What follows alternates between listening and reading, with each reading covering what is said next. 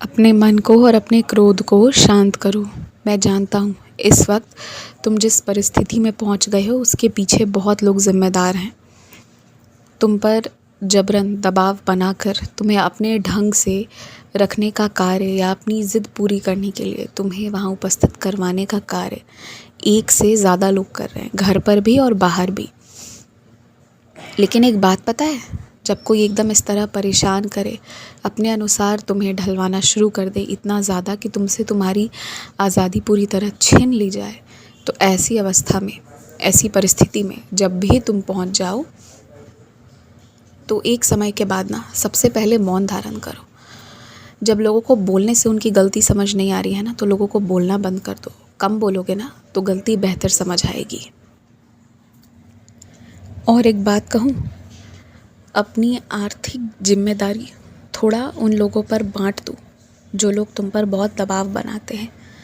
जैसे ही उनके जेब पर तुम्हारी आर्थिक जवाबदेही होने लगेगी, जैसे ही उन्हें तुम्हें थोड़ा खर्च देना पड़ेगा, तुरंत वो लोग ना अब भविष्य में अपने कोई भी फैसले, अपना कोई भी वचन, अपना कोई भी दबाव जो तुम पे डाल रहे हैं उससे पहले सोचेंगे।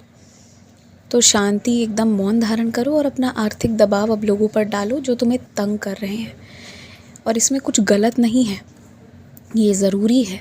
इसमें तुम किसी का नुकसान नहीं कर रहे हो, बस तुम अपना भी बचाव कर रहे हो। क्योंकि अगर सारी दबाव, सारी जवाबदेही का मुखौटा तुम बनोगे और साथ ही साथ आर्थिक रूप से भी पीड़ित तुम हो जाओगे, तो बहुत टूट से जाओगे तुम। इसलिए ये बहुत ज़रूरी है, बहुत ज़्यादा, कि ना इस तरह के लोगों को एकदम छोड़ा जाए इनके ऊपर। तो इसमें तुम कुछ भी गलत नहीं कर रहे हो, मेरी ये बात याद रखना।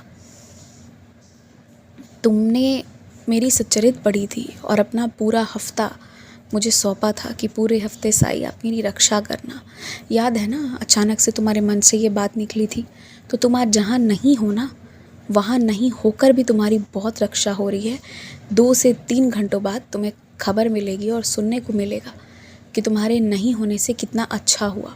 और तब ना तुम्हारे माथे पर ज़रा भी शिकन नहीं रहेगा, ज़रा भी उफ नहीं रहेगी कि तुम वहाँ उपस्थित क्यों नहीं रहे। तुम्हें अपनी नौकरी स्वयं ढूंढनी होगी। इसके लिए किसी पर आधारित नहीं होना है। और तुम सबसे पहले शुरुआत अपनी मोबाइल से करो। तुम थोड़ा खोजो। तुमने 1-2 चीज़ें पहले भी खोजी थी पर तुमने उस पर काम नहीं किया था, पर इस बार तुम वहाँ पर लिख कर दो जहाँ तुम्हें जो चीज़ें मिली हैं, और तुम्हें वो बुलाएं तो जाना आना शुरू करो। तो तुम्हें अपने आप धीरे धीरे काम मिलना शुरू हो जाएगा और तुम खुद बहुत स्थापित होते चले जाओगे। डरने की बजाय थोड़ा थोड़ा काम ढूंढो, तुम्हें निश्चित एक अच्छी नौकरी मिल जाएगी।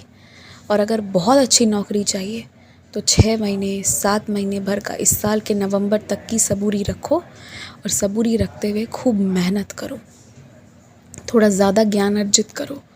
अगर इसमें अपने तरफ से भी कुछ पैसे लगाने पड़े तो लगा कर करो, तो फिर देखना कितना फ़ायदा होगा तुम्हारा। आयुष्मान भव, दीर्घायु भव, यशस्वी भव।